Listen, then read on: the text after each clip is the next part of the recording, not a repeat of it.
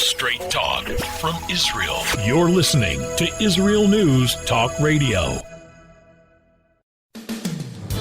And now, here is Walter Bingham.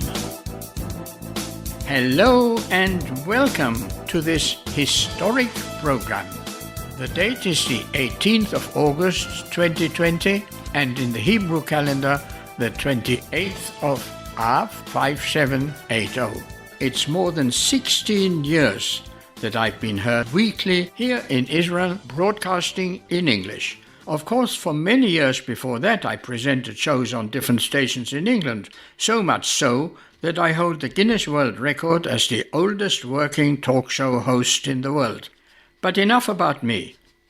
We learned with great sadness that last week we have lost the celebrated giant of Torah learning, Rabbi Adin Even Yisrael Steinsaltz sz'l. May his memory be for a blessing. He was a gift from God to the Jewish world, and God has now taken him back. But Rabbi Steinsaltz's legacy will live on for generations to come, because with his perceptive mind and through his easy-to-understand translations, he has endowed us with the ability to approach our scriptures without the apprehensiveness that beginners usually feel. This whole program is devoted to the memory of our rabbi and teacher, Adin Even Yisrael Steinsaltz, whose light will forever illuminate our yeshivot and study centers. So I begin this program with my report from the Rav's 80th birthday celebration in 2017. That will be followed by the recording of my interview with him in 2013, in which he talks about his life and times, and which reveals the deeper psyche of this man. In fact, what makes him tick. You definitely don't want to miss that. To end, you will hear from the celebrated singer Avraham Fried, who provided the entertainment at the birthday party and then joined me for an informal conversation. Now, prepare a cup of coffee, pull up a chair, and enjoy what you hear. I attended an evening of superstars. It was to honor an extraordinary rabbi of our time on his 80th birthday. The life and work of Rabbi Adin Steinsaltz, who was given the name Even Israel by the late Lubavitcher Rebbe, was celebrated in style at a dinner at the newest Jerusalem's five-star hotels, the Orient. More after the break.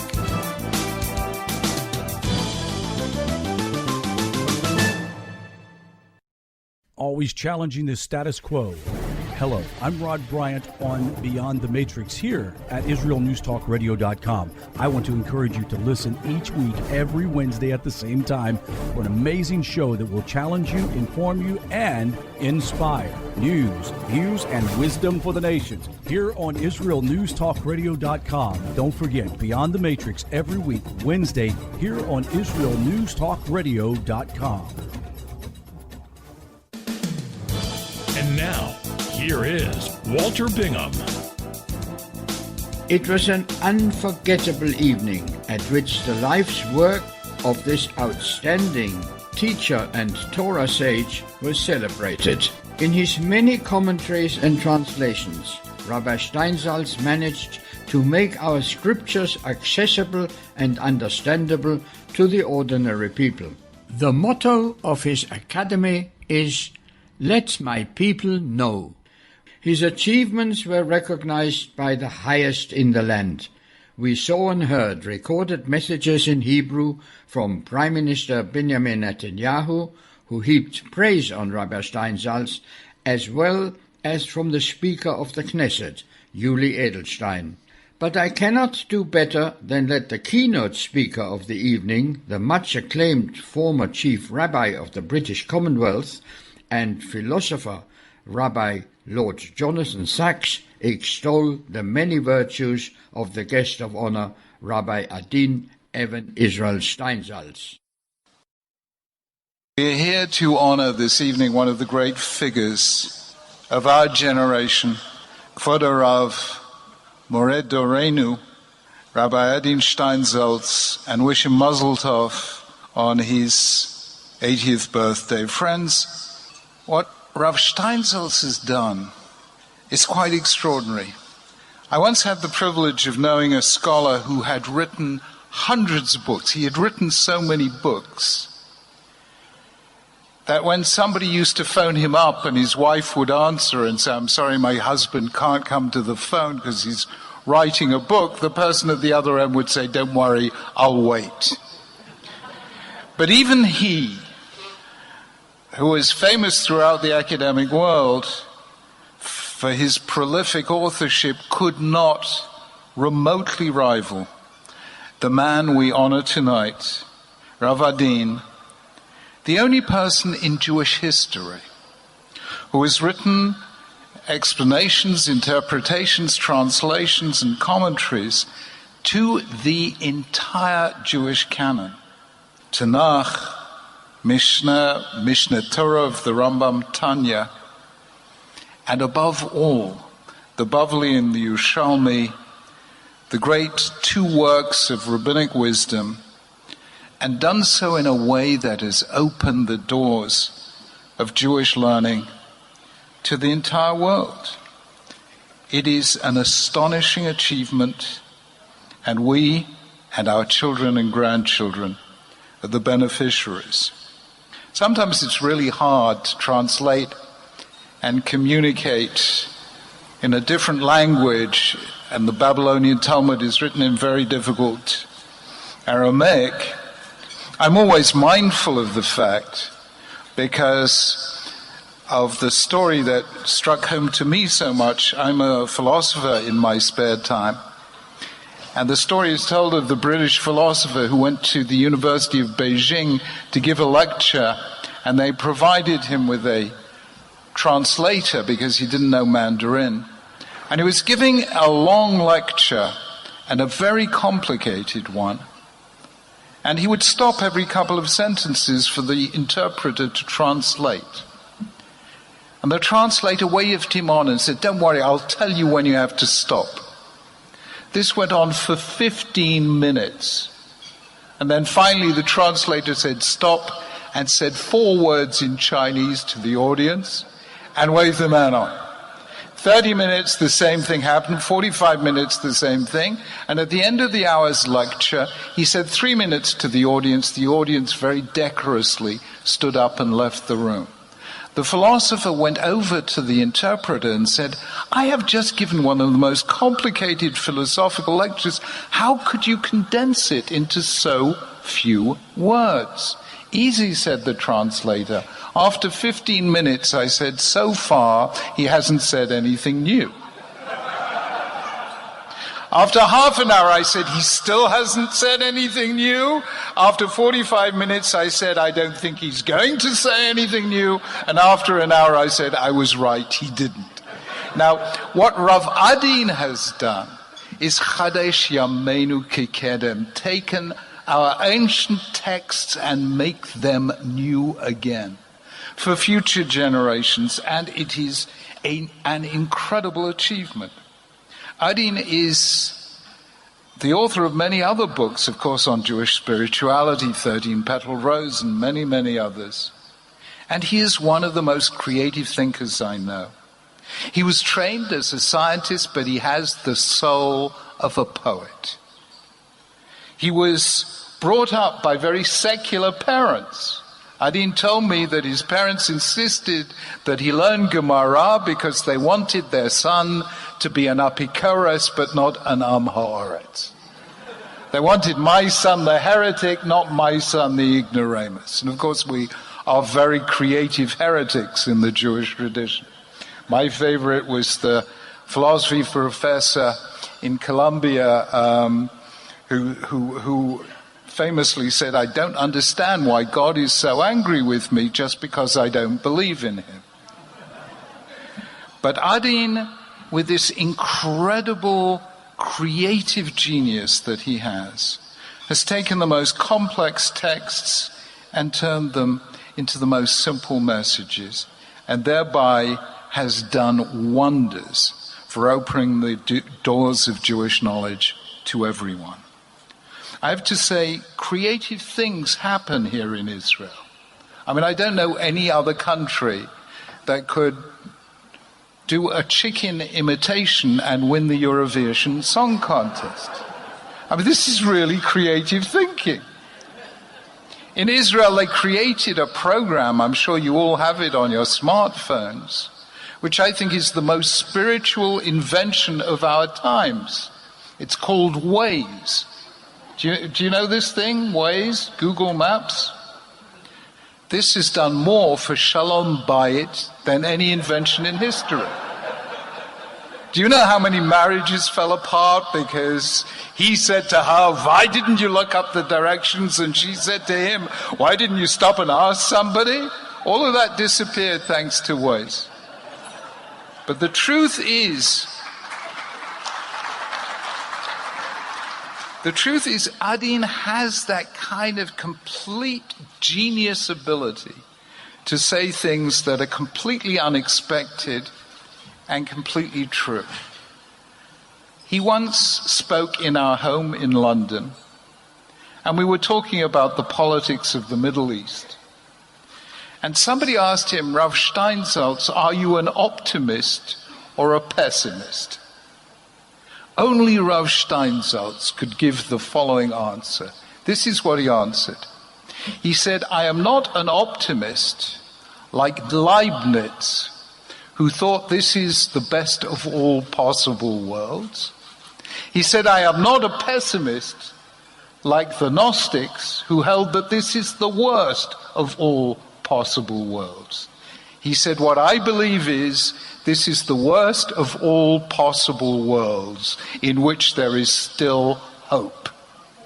Now you have to be a Rabbi Adin Steinsaltz to think like that, and it was a statement of genius.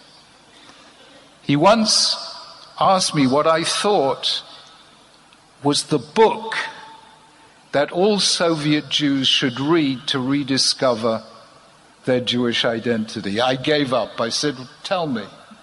He said, Hans Christian Andersen's story, The Ugly Duckling.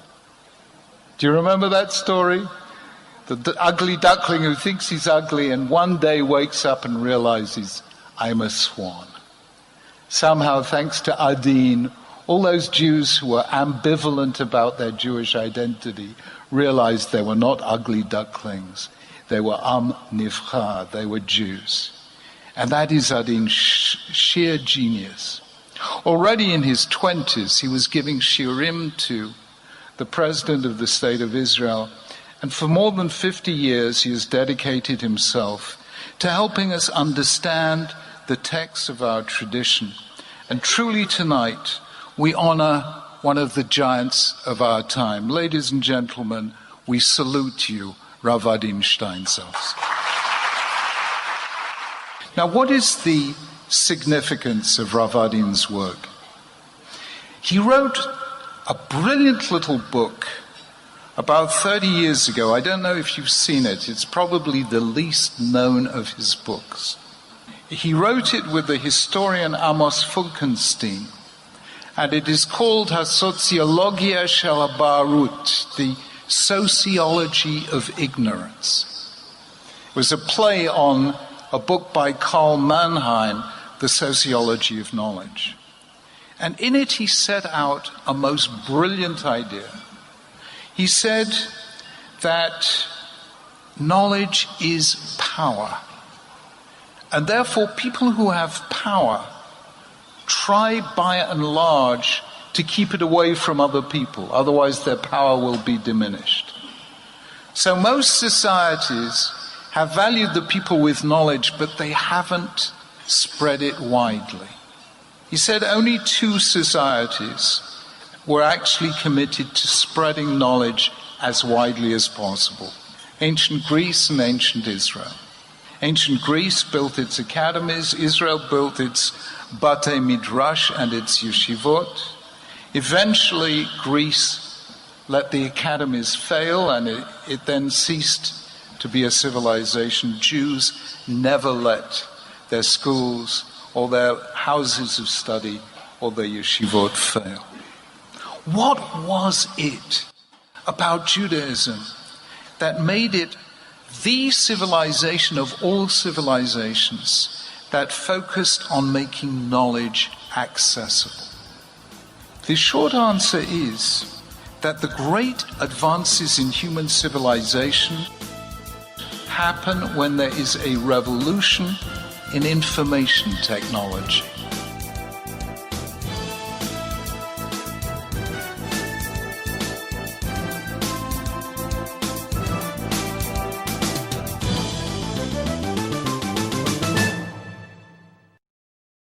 Shalom, everybody.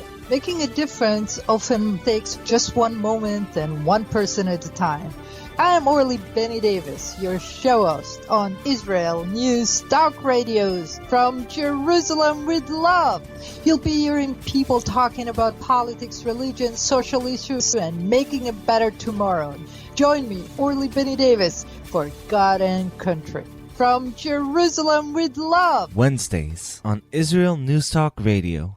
Psalm 23, the Lord is my shepherd, I shall not want. Did you know this psalm and many others were composed by a Jewish shepherd and musician who later became a king? Would you like to know some of the inner meanings of psalms to help you connect with God and strengthen your soul? An exciting and easy-to-read book is now available which will help you do just that. Software for the Soul, Psalms for Everyone, available on Kindle, Audible, and Amazon.com. Software for the Soul. Modesty at the beach? It isn't just about body image. It's about feeling good. Modest swimsuits, so we don't get burned by the sun. So we won't get ogled by strangers. So we'll feel free to express ourselves without the need to expose ourselves. Let Marcy Modest help you to cover up what you want, how you want. Made in Israel. Visit marcymodest.com. That's MARSEA modest.com. And get a 10% discount on your first purchase.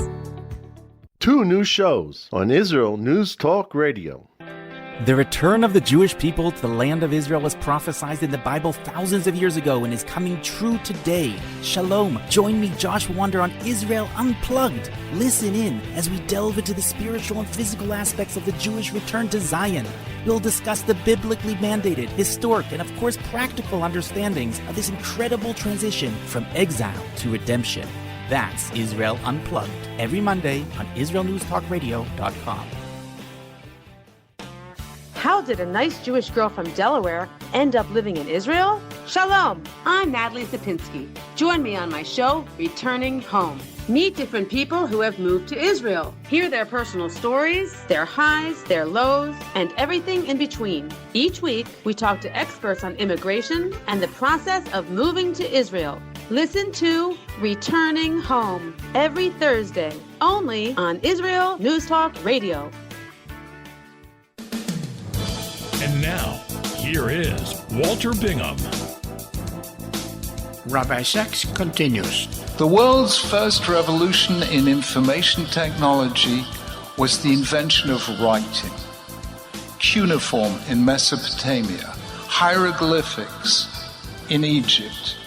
There were 7 civilizations that independently invented writing. Indus Valley script, Chinese ideograms, the Mayans, the Aztecs, and the Minoans, who had a script that's nowadays called Linear B. Writing was the birth of civilization because it meant that we could accumulate knowledge and hand it on to the future beyond the capacity of a single human memory.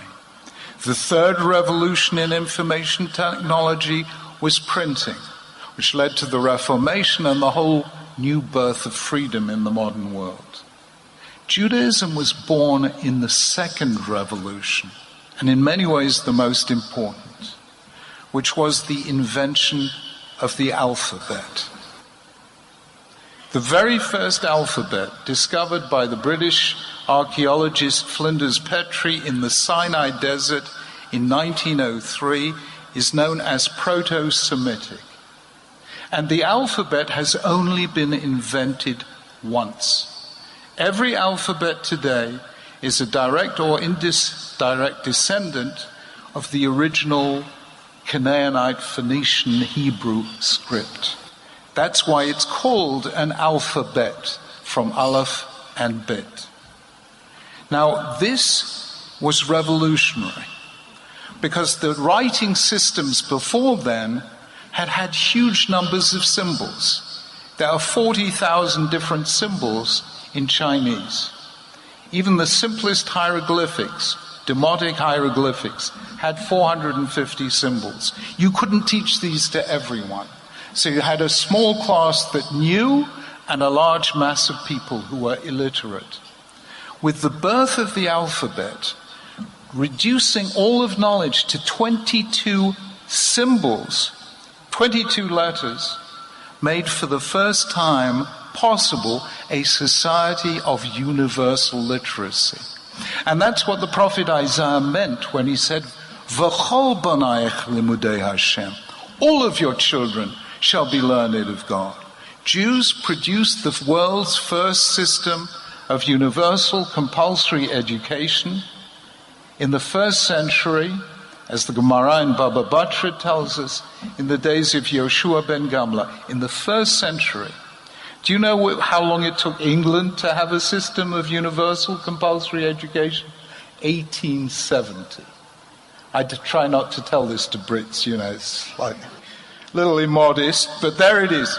So we had this wonderful vision of a world in which everyone would be literate, as Adin himself always pointed out. If you look at the 8th chapter of Sefer Shoftim, Gidon is about to fight a battle with the Midianites. He comes to a town called Sukkot. He says, my men are hungry, give us the army some food. They say, first defeat the Midianites, and then come back and then we'll give you some food. He goes with his army, they defeat the Midianites, they come back, and he's not best pleased. And he takes a boy in the street and says, write down the names of the elders of the town. And the young boy writes down 77 names. 3,000 years ago, it could be assumed that a random child in the street could read and write. That existed nowhere else for centuries and millennia to come. Now, why is this significant? Very simple. There have been 2 attempts in history to create a truly egalitarian society. Number 1, a society where everyone has equal power. Number 2, a society in which everyone has equal wealth. They were both tried and they always failed. The reason is that power is always hierarchical and wealth is always unequal. Judaism came across with the world's greatest alternative, the third route. How do you create an egalitarian society? By giving every single individual equal access to knowledge. And that works in a way that the other 2 don't work. Why so? Take wealth, for instance. Supposing you have $1,000, you decide I'm going to share it with 9 other people. How much do you have left? 1/10 of what you began with. Supposing you have total power and you are foolish enough to share it with others. Big mistake. We always knew the shul president who used to say, on every motion, all those in favor say aye, all those against say I resign. That's how to exercise power. But if you decide to share it with 9 other people, how much power do you have left? 1/10 of the power you began with. But supposing you have a certain amount of knowledge and you share that with 9 other people, how much do you have left? Not less. In fact, you will even have more, because the best way to learn anything is to teach it. So it turns out that wealth and power are zero-sum games, and they always lead to conflict. But knowledge is a non-zero-sum game, and that is why the Jewish approach to an egalitarian society worked where every other attempt failed. And that is the fascinating fact. The Egyptians built pyramids. The Mesopotamians built ziggurats. The Greeks built the Parthenon. The Romans built the Colosseum. Jews built schools. And that is why they are dead civilizations and why we can still stand and sing Am Yisrael Chai. At some stage in the modern world, in the 19th century, that unbroken chain broke. And for some reason, that centrality of Jewish learning in Jewish life was lost for a while. And we can see its effects. You all know the story of the Pew Report into American Jewry in 2013 that said outside Orthodoxy, 71% of Jews are marrying out. But the really significant figures in the Pew study were these. 94% of American Jews say they are proud to be Jews. 48% of American Jews can't read an Aleph base. And when that happens, Jewish identity has nothing by way of content. And when we lose the Jewish mind, we lose the Jewish future. And that is a tragedy, because we were the people who throughout our history made our citadels our schools, made our heroes our teachers, and made our passion study and the life of the mind. And that is what Rabbi Adin, in the most spectacular act of intellectual courage, set out to change. And to that, he has dedicated his whole life. He has brought learning back into Jewish life and done so in the egalitarian way by opening the doors of study to everyone. And that is what makes him one of the real heroes of our time. Friends, there is a story in the Talmud which says this. Rabbi Yanai, one of the Talmudic sages, once saw a stranger who looked very distinguished, ambassadorial, professorial. He thought, I will invite this man back to my home.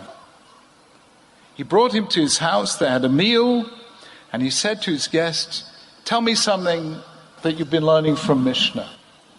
The man said, I can't tell you because I didn't learn Mishnah. Okay, he said, tell me something from Midrash. He said, Midrash I never learned. Okay, tell me something from Torah. He said, I can't tell you because I didn't learn Torah. He said, okay, if you can't do anything else, bench. He said, I can't bench. Rabbi Yanai said to him, in that case, repeat after me the following words. A dog ate at Rabbi Yanai's table. The guest got up and said, you thief. Rabbi Yanai said, me a thief? What have I taken from you? He said, you've taken from me my heritage. It is written, Torah tziva lanu Moshe morasha kilat Yaakov. It is not written, Torah tziva lanu Moshe morashat Rabbi Yanai. I am a Jew. I have a share in the Torah. Give me back my share in the Torah by, instead of laughing at my ignorance, by teaching me some of what is my heritage. And that is what Rabbi Adin has done in our time. He has given us back our texts. He's made them accessible to every one of us. He has restored Torah as Morasha Kilat Yaakov, the heritage of every Jew. Let us salute his achievements. Let us continue to support the work of his foundation. Let us get that foundation to embrace, as it plans to do, the new revolution in information technology, so that every Jew in the world can access the work of Rav Adin on his smartphone, on his iPad, and really take Torah back into the heart of Jewish life. Adin Steinsaltz has given the book back to the people so that we, our children and our grandchildren, can once again become what we always should be, the people of the book. Let us salute this man and wish him blessing and success into the future. Thank you. Sorry I have to stop the live stream here or get cut off, but there is so much more, including my interview with Rabbi Steinsaltz. And you can hear it all by going to the Walter Bingham File podcast page on our website, where it'll be posted tomorrow. God willing, I'll be back with you again next week. And until then, this is Walter Bingham wishing you a safe week. And please don't forget to care for your elderly neighbor. Goodbye.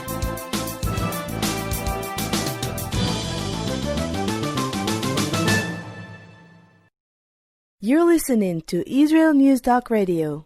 This is Shai Ben-Tekoa, and each week I'll be webcasting to you from Judea, origin of the word Jew, a people besieged and beleaguered in every generation. Nazi Germany's but a memory, but in its place the world invented the phantom Palestinians as this generation's internationally authorized Jew killers. Tune in for a different slant on life in Israel, Phantom Nation, every Monday. Hi, I'm Rabbi David Aaron. The soul basics are the most profound, the most essential, and yet often the most neglected in our education. Join me for Soul Talk on Israel's News Talk Radio and discover the secrets to love, spiritual growth, and personal power.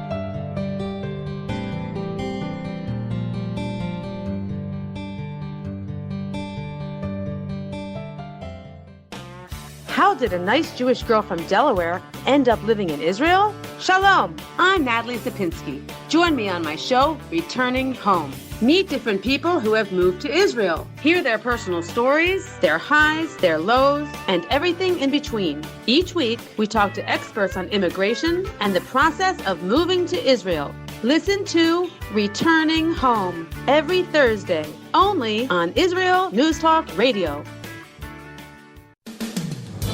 And now, here is Walter Bingham.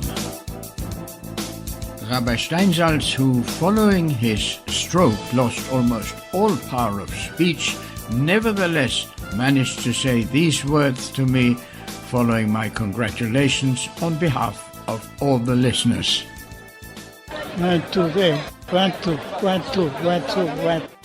My special guest for the whole program today is one of the world's leading Torah scholars and academics, the eminent Rabbi Adin Steinsaltz, who will be talking with me about his early youth, his life's philosophy, and, of course, his world-renowned work on the whole of the Babylonian Talmud. A society must ask, seek, and demand that each individual give something of himself. From the sum of these small offerings, it can then build itself anew.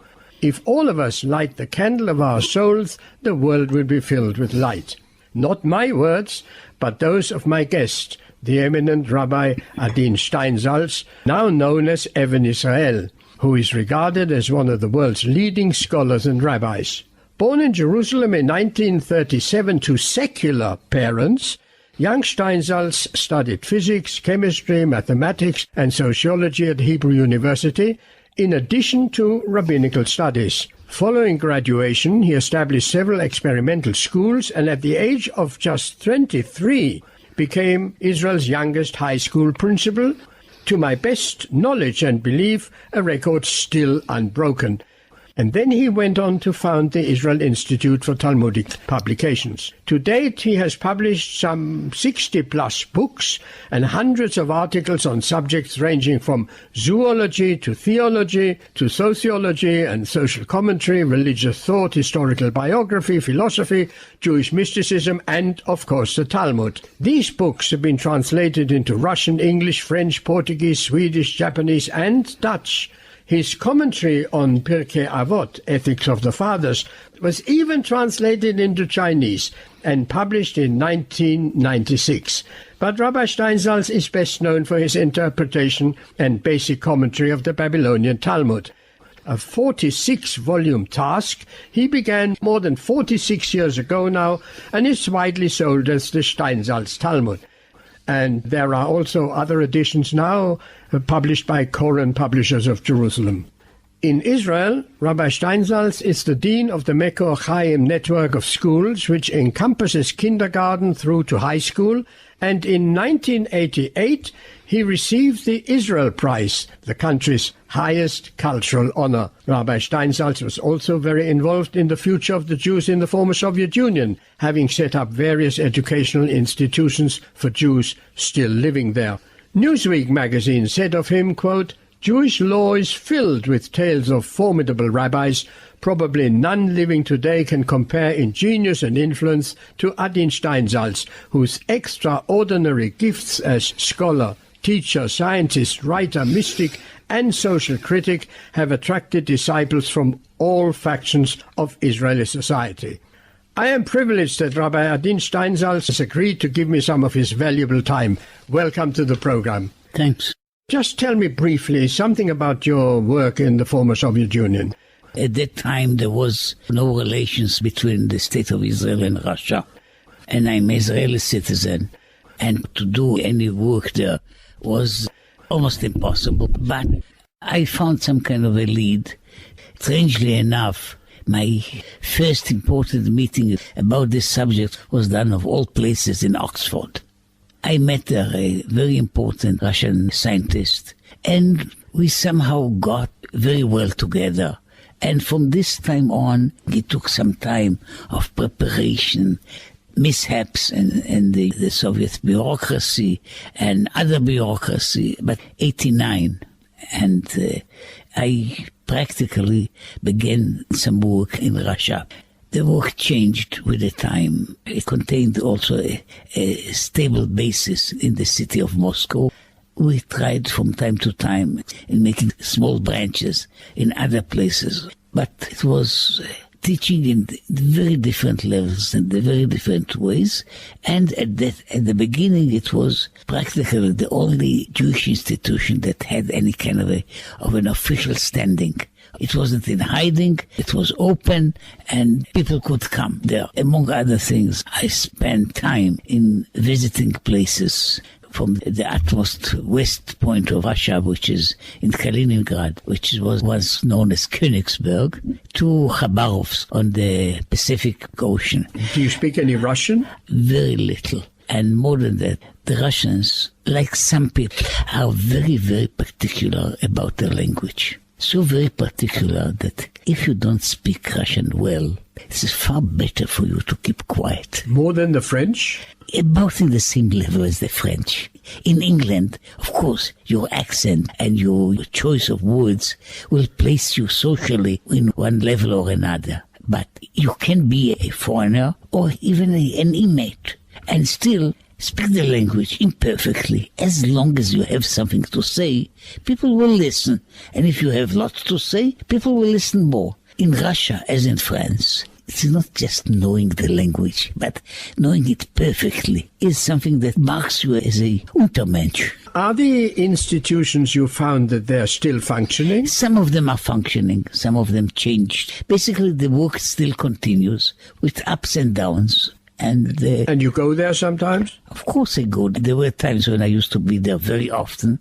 Now I'm unfortunately also preoccupied in being in all kinds of other places, and I see too much geography to my own taste. Well, let us hope that those Jews who are still left there will soon come home. I do hope, even though Russian Jewry in that sense is in a very complicated position. The rate of intermarriage is there not just big, it is really enormous. The percentage of Jews that have both Jewish parents is perhaps about 5%.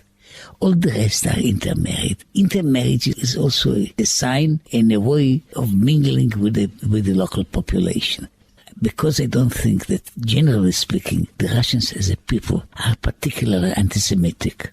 Therefore, in a certain way, mingling and assimilation is very easy. They would come because of economic pressure or because of feeling that they have no future. Now, for example, Jews can live and thrive there, and so some of them do. But still, there are now beginnings all over of small communities, small groupings of people that are not just Jewish by genetics, but they are consciously Jewish and want to get more into it.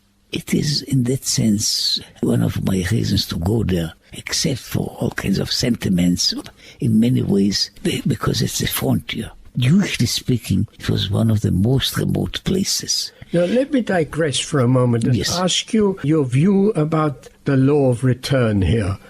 I think this law of return is far, far too wide. And with that, there are all kinds of people who basically don't have any connection and don't want to be connected. It's not just about halachic points. I'm saying, generally speaking, it is a community in which a fair part of it are not Jewish, not only not halachically, but not also by real identification. Some of them become members and part of Israel, but they in itself, they change Israel by their very being, and Israel is still not a very stable society. So anybody coming is changing a little bit the makeup of society and the development.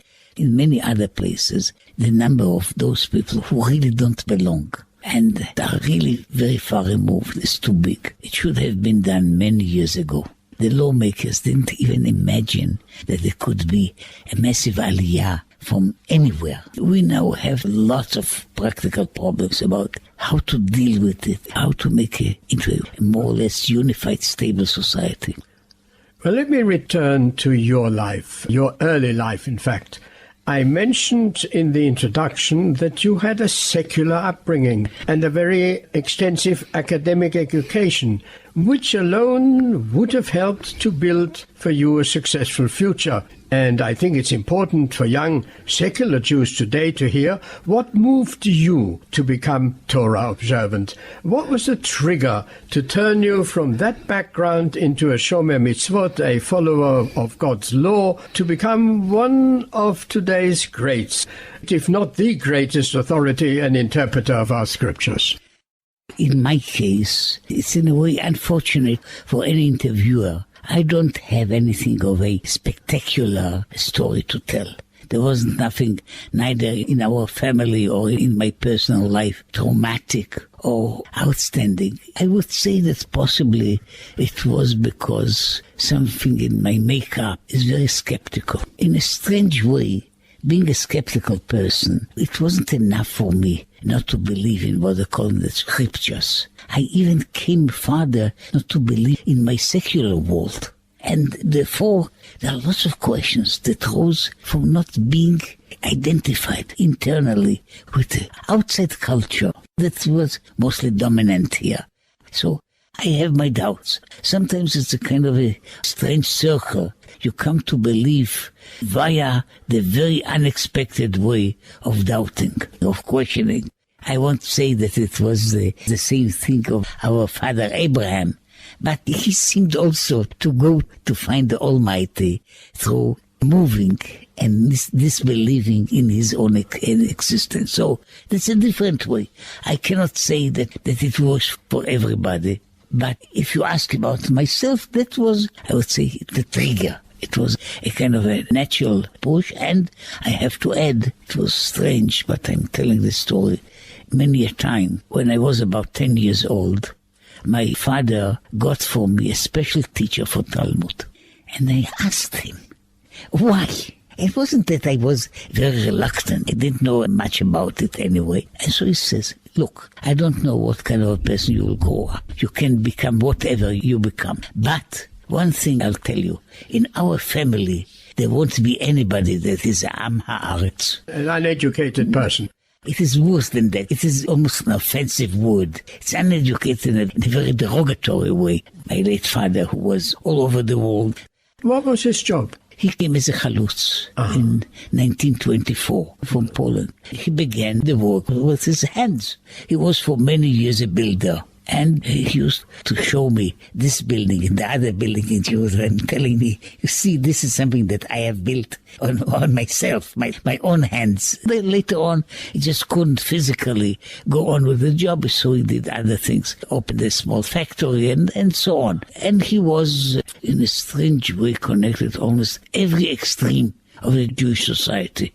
Which means not only extreme in the left wing. Socialist. He was perhaps much farther to the left, But on the other hand, he still in the same time kept his relationship and his meeting with lots of his family and very religious, observant people. So somehow, even though I don't know very much about him, he was for so many years in all kinds of secret society. He was very reluctant to tell me about himself. But I knew that he was connected with different kinds of secrets all over the world.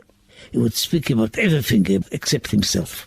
So your early youth, in which you already knew what was going on in the world, was in the early 40s. For what is easier to become Torah observant, certainly living in Palestine as he was then it would have been living in some other country in Europe. There's quite a chance. And my parents tried to give me a certain amount of Jewish education. So I was never really an outsider and ignorant. And I got from other members of the family also much enforcement. But of course in Israel it is easier. On the other hand, if you compare it to many other countries, at the same time, the early 50s, which was my time of becoming more and more aware of myself, Israel then was more or less fixated in its own way. To become then something that is now quite commonplace, Baal Tshuva, a returnee to the observance of Jewish religious law, was as if I would say I decided to become a dinosaur. It was a matter of sheer disbelief that something like this could happen. The idea was then that there is only one way, which is the grandfather is observant, the son is far less observant, and the grandson knows nothing and cares for nothing. That was something like law of nature. To go against the stream was extremely difficult. And I found that people were just astonished at something like this happening. It seemed to reverse the laws of nature. So it wasn't easier. It was then being a loner in many ways. It wasn't very hard on me by nature, but it wasn't easy being born in this city and grow up in this city and possibly still in love with the city. I knew all kinds of religious people, some of them very closely. I don't think that I took very much to them. Most of them, I had to undergo a great change in myself in order at least to appreciate something good about them. You said there wasn't a particular trigger that turned you towards Torah observance. Was it a very gradual process, or did it happen fairly quickly? It was quite gradual, even though it was in my teens. It wasn't that I waking up one morning and shouting to everybody, Eureka! It was a matter of slow change, slow acknowledging of things that are more important, less important. It was surely not an easy and abrupt way. My observation about Jews, and in a certain way I was at least something of an expert on the whole movement of Tshuva in its different stages, different forms. I would say that partially by our very nature as Jews, a conversion is not a common experience among Jews. They are among Goyim, it's far more common. So among Jews, usually it is a much slower process. It, of course, can peak at a certain point when a person has, in one way or another, to declare himself for himself or for others, where he stands. To say that from today on I will lay tefillin every day. You can say it, but that needs a long process of preparation before that. Now, I think that is when Moses speaks to the Lord, asking forgiveness for the sin of the golden calf. He says there, Ki am k'orefu. If you translate it literally, and many of the commentators cannot accept it literally, they say, what do you mean Ki am k'orefu? Because they are obstinate people. It is not a reason to forgive them, just the opposite. And so the Ramban, I like generally very much, he writes about it. He thinks it's not as other people said. And he says, look, these people are obstinate people. They don't change very fast. He says to the Lord, you cannot expect them to be idol worshippers 3 months ago and to become true believers in one moment. It will take them years. And he says, but when they will stick to you, they will keep it. I think it's a nature of which is Jew. It doesn't come from doubts or from uncertainty. You are not moved to one direction.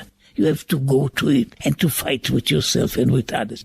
What influence did the last Chabad Rebbe Menachem Mendel Schneerson, Zichron Tzadik Livracha, have on your life? Did you meet him several times? I met him a number of times, but when I met him first, face to face, it was in 1970, when I was very much into my work in my life. Of course, I knew about him, and the connection began many years earlier. His influence was in many ways. First of all, being around and in all kinds of places, I have a chance to meet all kinds of people. Some of them famous people, some of them extraordinary people. He was surely not just unusual, but almost unique and being a great man. See, there are people that have greatness in them. Greatness in one facet of the personality or another facet of personality, but they are not great in general. He was a great man in almost every aspect of what you can see about. What influence did he have, if any, on your life? We had lots of influence, indirect influence. Also, I was possibly one of those people who are common nudniks, to bother him with everything. There were several points in which I asked his advice and always followed it. Sometimes when I liked the answer, sometimes when I didn't like the answer, but it was the notion of there is somebody that I could trust, that knows better and means for the best. So in that sense, in many phases of my life, which I had to make decisions about things, he gave me some answer. For many years, many time, when I asked him, I got an offer for something like this or that, he would sometimes say no, sometimes with a reason, without a reason. So usually I would answer him. I'm asking you in order to accept your answer. But you see, sometimes you ask, I can do several things. What should I do? For that question, he never answered me. The only answer that he gave me was just short before he passed away. I said, I'm now dealing with 2 or 3 major subjects. Each of them is something that can take a whole lifetime. And I have 3 of them, and they are multiplying. What should I drop? That was the only time that he answered me. It was possibly the last letter that I got from him. And the answer was, don't drop anything. Stick to all the things that you are doing and try to find more. That was the answer. So now that I find myself sometimes entangled in more things, okay, I don't have time for almost anything. So I squeeze myself and do something more. Would you agree with me that generally when people ask someone, what should I do, or their advice, they only want their own view confirmed? I really didn't have a view because, see, I have done several things. Some of them with greater success, some of them with lesser success. And I thought that those things that I'm doing something that is useful and important. So my question was a real question. So I'm doing several things. And I've written perhaps more than 60 books. I don't count them because I'm writing so many of them. So some of them are successful, some of them less so, but I'm doing my writing. I do my work on Talmud. I did my work about Russia. I did my work about educational institutions.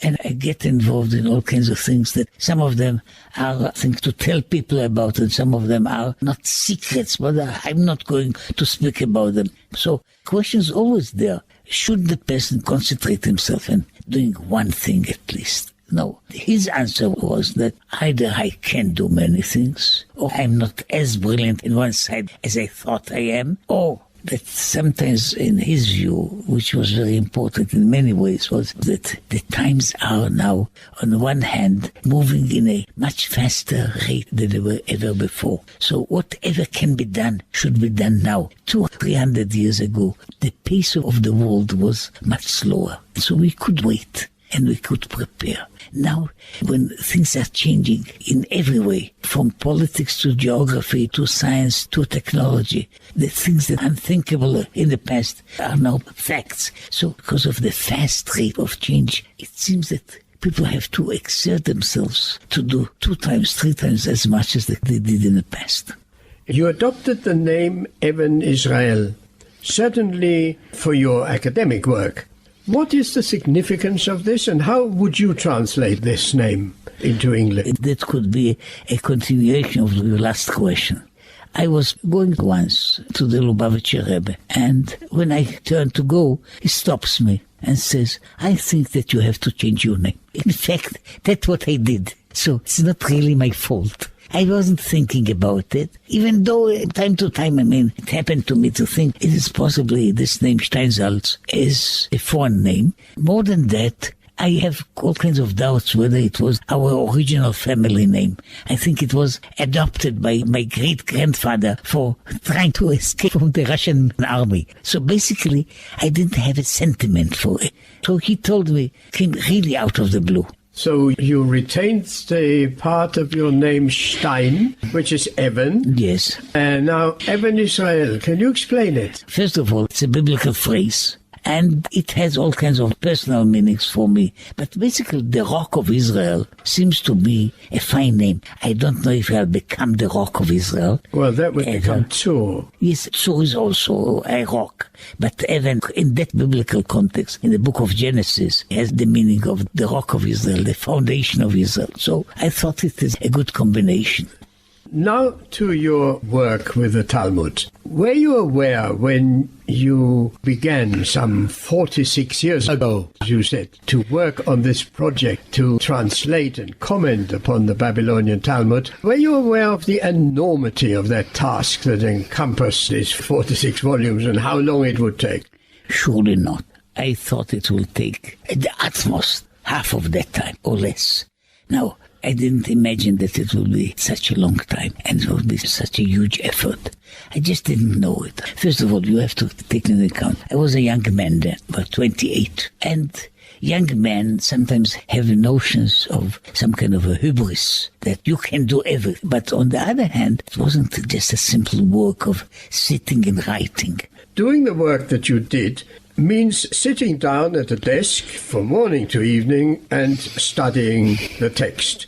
What about income? I had to be entangled with lots of financial problems. They were not solved for me by any outside agency. I had all kinds of health problems that were stopping me in the way. And I was astonished that it takes such a long time. The books were, luckily, what they called basically welcome, which means they were sold. But still, there was always a problem of cash flow. There was always a problem of big gap between income and expenditure. So there were times when I had to get the help of others. Sometimes it worked, and sometimes it just delayed the work. One of the things that I clearly can claim, there are one or two things that I know that I'm not good at. I don't have any musical ear, which I deplore. And secondly, I have no talent in fundraising. None. The music is my own problem. The fundraising was a problem of the whole thing that I have been building. So when you don't have a talent, as they used to say also in Yiddish, if you cannot go above, you go from below. If you cannot take the high way, you take the low way. Sometimes you get there. But it takes time. It took more time than I would wish for. When you did this work, did you do it all by yourself, or did you work from time to time with other scholars discussing this? At the beginning, almost everything was done by me. From Aleph to Taf, from Alpha to Omega. Later on, I found people to help me. But it was basically a work done by one person. I'm very thankful to all those people that helped and still help me in doing things. Writing a novel you can do on your own. Doing something like this, which has to be exact and based on enough sources, it means searching for things, trying to find things, trying to collate. All this is an enormous amount of work, and unluckily, I am not a fast writer. So I have to give more time to do the same amount of work that I'm doing. As everybody else, I have to work with my handicaps, with them and against them. As you progressed in the early years, did you find that your work, when it was published, was accepted easily? It was basically accepted nicely. The work of any kind of an author is a very lonely work. You write in your own room, and you don't go in the streets to ask for people's opinions. But I did have their opinions. The books were used, and used quite extensively all over the world. In fact, one of my first entanglements with Russia was that these books came there many years before I came there, and they made an enormous impact there. So I could say that I wasn't just completely alone, but of course it was never easy. Almost everyone, Jew or Gentile, has heard of the Talmud. It's been quoted and misquoted, and its content is frequently being used by anti-Semites to defame the Jewish people. Having been steeped in this study for so long, you are best qualified to answer my next question, because I have lots of Gentile listeners all over the world. What is the Talmud, and what does it contain? One of the things that I think that I somehow achieved was my work, among others, first of all, change a little bit the feeling about the word Talmud. The word Talmud, if you read it in all dictionaries, has a slightly, or more than slightly, derogatory connotation. I think that I helped to change it. I have written at least 2 works of introduction to the Talmud, trying to explain what it is. In a very short way, I would say it's a book that I don't think that there is any other book that is like that. In many ways, it's a unique work because it is a combination of any number of contradictions. It's a book that contains more questions than answers.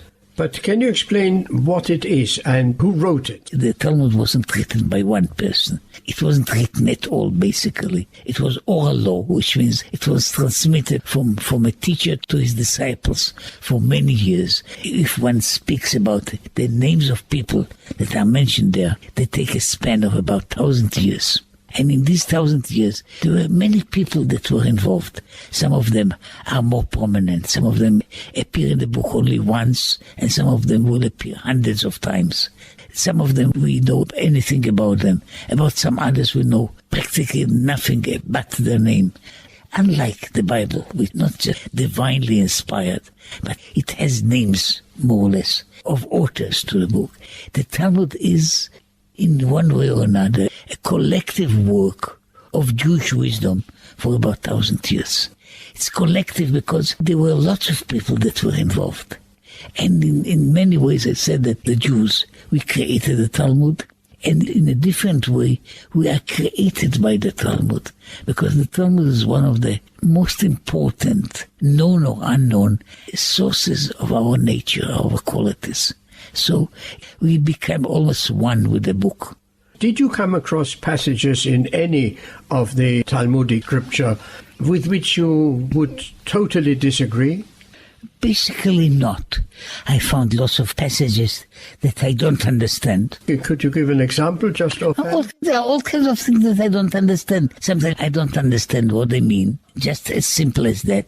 Sometimes I don't understand them in the context. Sometimes I don't understand why the decision goes this way and not the other way. So there are lots of things. The Talmud is a book that is all the time open to questions. So I have my own questions, as many others have their own, and I answer them. If I don't answer them this year, I may have a better answer in 20 years' time.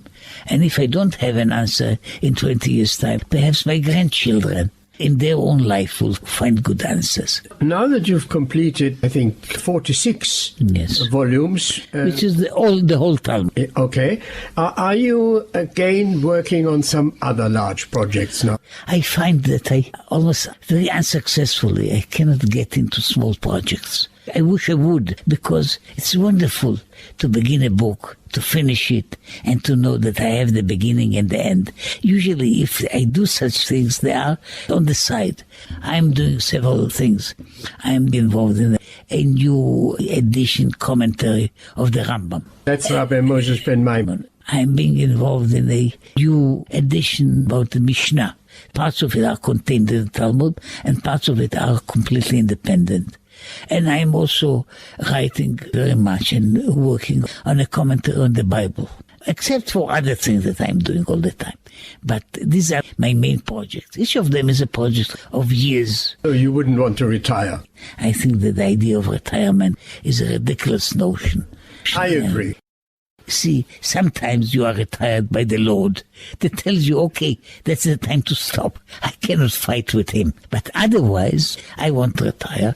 Thing that I still plan to do. and I hope to do, are again formidable work for many years of time. My plans are for the next 140 years. Then I may think about going back, perhaps tending my own garden and seeing how the roses bloom. The next 140 years I'm busy. The usual Jewish custom is less people to live to 120. It's not terribly realistic, but it is a kind of a guideline, which means some people do it when they're 60. Okay, I'm going to die in a few years, so I cannot begin anything.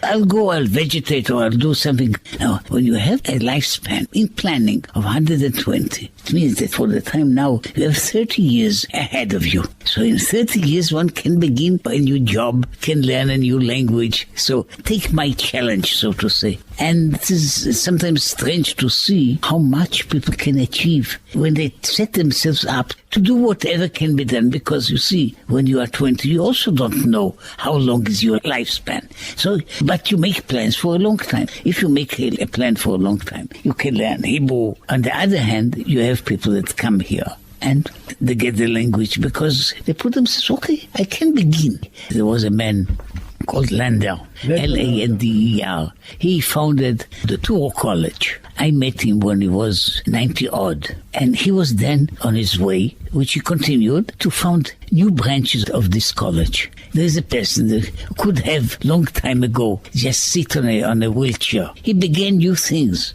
There are a lot of things to do. You know, there was the Pope, John the 23rd. He was elected when he was close to 80. The idea was that he will be there for a year or two, and then they will find somebody that they are more sure about. He made possibly more changes in the Catholic Church than almost anybody did for the last 400 years. So a person can begin a new life. Back to education. Particularly your works, translated from the difficult-to-understand Aramaic, are used in seminaries for women to study the Talmud. Yes. Was it one of your intentions to introduce women to the Talmud, a study that, except, I believe, for Rashi's daughters, was until relatively recently very uncommon? It was uncommon, but I don't know of anything that prohibits girls from studying Talmud. There may be all kinds of notions that possibly girls shouldn't be forced into study Talmud. But if they want to, that is one of those things that are written in every book of Jewish law, that girls can study if they want to. And therefore, there were surely not too many because of the general situation of women in the past. But there were always some women scholars. What is your view now on this modern trend of women trying to emulate men, trying to practice some of the rituals which are in fact reserved for men? Women of the wall or others. I think it is ridiculous, both theologically and practically. Theologically, because they are not rituals. If there are rituals and symbolic rituals, you can do whatever you want. If there were rituals of the Rotary Club, of the Freemasons, they can do what you want. If there are commandments, they get their meaning and the sense only from being commandments, from being what they call divinely given to us. So I cannot do it otherwise. And if I want to change it, it's theologically strange. That is one thing. On the other hand, I also don't believe in this kind of trying to mimic or to act like somebody else is in any way a right way of doing things. I don't think that a cat should be a mouse and vice versa. Why should you do certain things that are not your job? No, sometimes part of modern times. You speak about equality. Equality has two basic notions that make sense. One of them is equality, legally speaking. The other one is equality as the divine soul. In many ways, you may say, modern democracy has two roots to it. One of them is the great way of building a certain society, and the other one is surely very much in the Jewish notion that all the souls of humans are equal, and therefore this is equality. There was an English biologist, Holden, and he wrote a book called The Inequality of Man, because we are so diverse and different. And to try to make all of us into one piece of uniform material is just basic waste of our potential and of what we can do. I'm going to stop with the questions and ask you to tell us in a few words something appropriate for the times in which we live. Some advice for our lives, because the times in which we live are very hectic. I would say, in one way, we are somehow looking too much outwardly. We look at events, we look at phenomena, and we don't look enough at ourselves.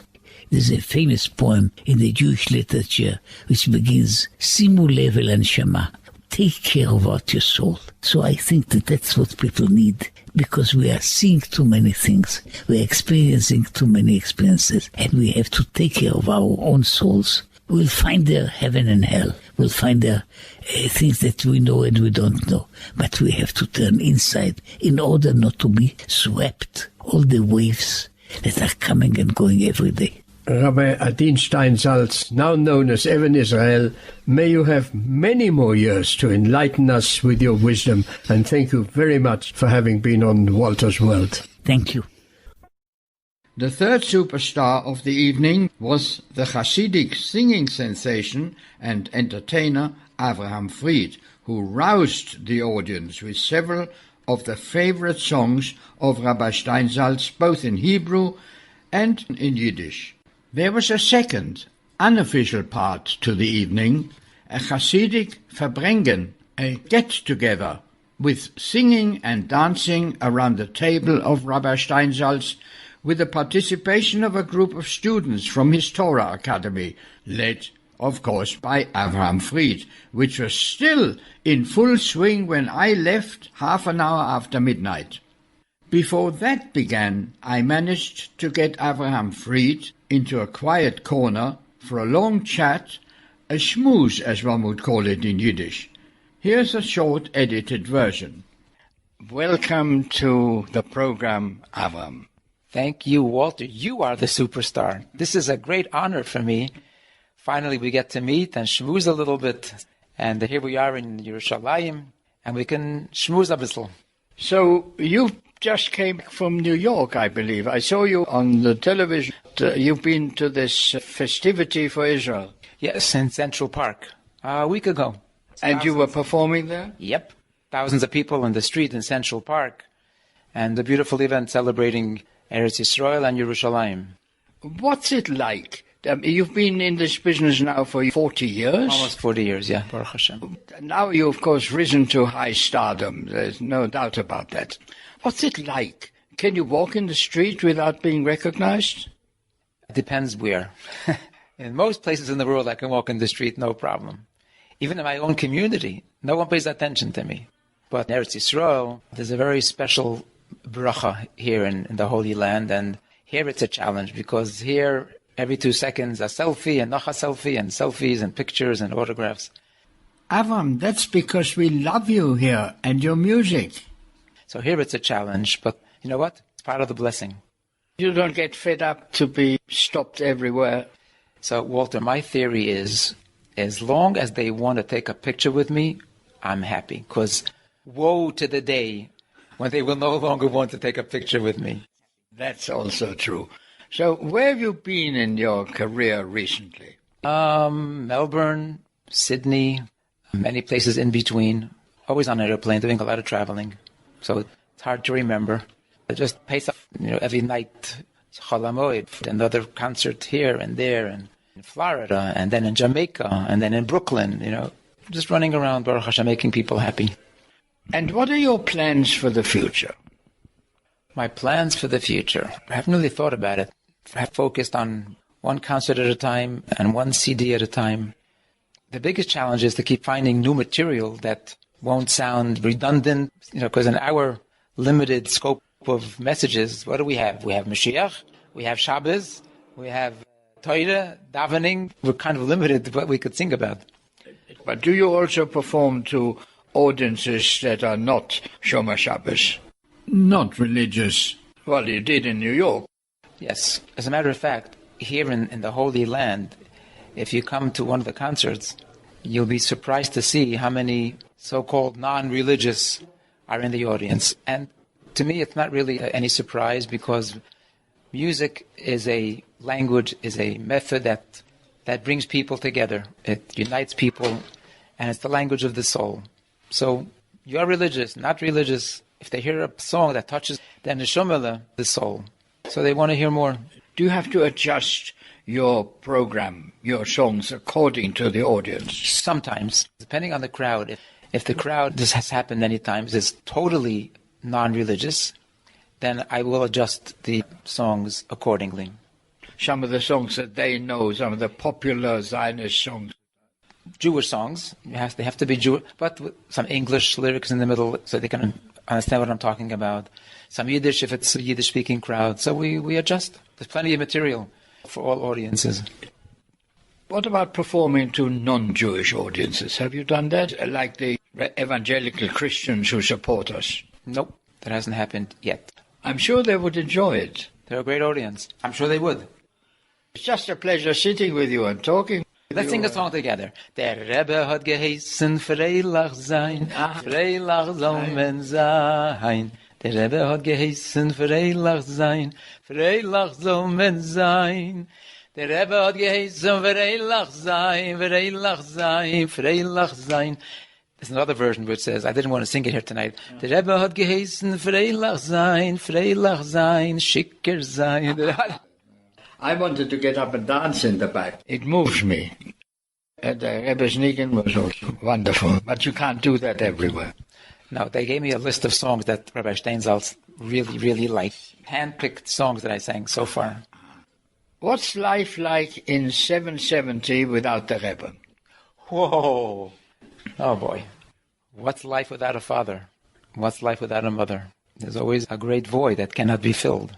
I am not a commentator, I don't commentate, but I am a strong believer. The Rebbe told us many times that Mashiach is at the door. So that's what keeps us going. His words of encouragement, and we have to take that to heart. And that's the only thing we have to lean on is the Rebbe's words that Hine hubo, he's coming, steht schon bei der Tür. Sing me a song. What song do you want to hear? A lively song. Siz doch alt hevel avolim noid milvadoi. Siz doch alt hevel avolim noid milvadoi. Da da da da dum bum bye bum bum ay ay ay. Da da da da bum bye bum bim bim boy. Da da dum bum bim bim bye. Da de de bum bye. Walter, sing along with me. Da la la, dum da da da dum, dum da da ya da da, da da da dum, ay ay ay ay ay, bum bum ba da da da dum bum bum, tididum bum, ay ay ay ay. Well, it's been a pleasure to schmooze with you. In fact, it was too short, but I do hope that another time we can talk even longer. I look forward. Avraham Fried, thank you very much, and it was a real pleasure to be with you. Thank you, Walter. And you continue doing your wonderful job, Gesinterheit and Freilicherheit, and Am Yisrael Chai. And on that happier note, I end this really historic program. God willing, I'll be back again next week, same time, same place, with more news, views, and interviews from Israel and the rest of the Jewish world. Until then, this is Walter Bingham, wishing you a good and healthy week. We live in difficult times, so please visit your elderly neighbors and see if they need anything. Goodbye.